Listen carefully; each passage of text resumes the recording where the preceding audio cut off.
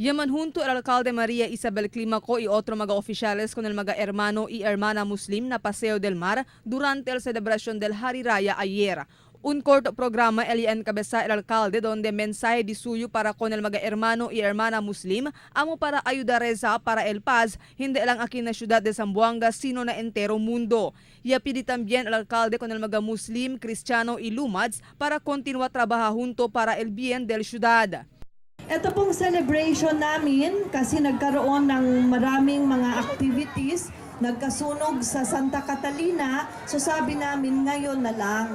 Ang hinihiling namin sa inyo, magdasal tayo para magkaroon ng kapayapaan sa mundo. Tiyan kita peace na mundo. So to one and all, happy Hari Raya and God bless us. Presente también durante el programa el mga miembros del Zamboanga Interfaith Council, donde todo el día mga mensaje tiene que hacer na asunto de paz y orden. Yaman de entender si Father Angel Calvo con el mga presente na programa, el importancia del unidad para na un comunidad.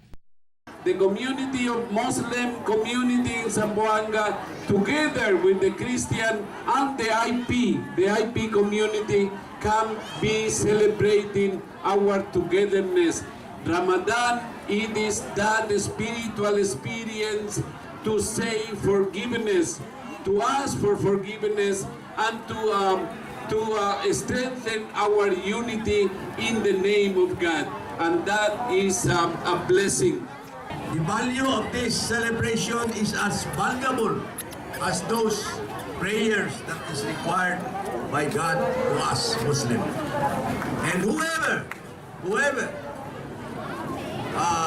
helps us, yang tabang makitabi, yang patipon today, celebrate this celebration, will also be receiving the same blessing and the same reward that we fasting Muslim are being given by God.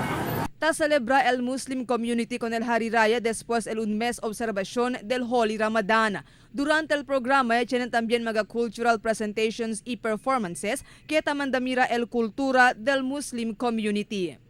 Marifita Mayo, Dateline Zamboanga.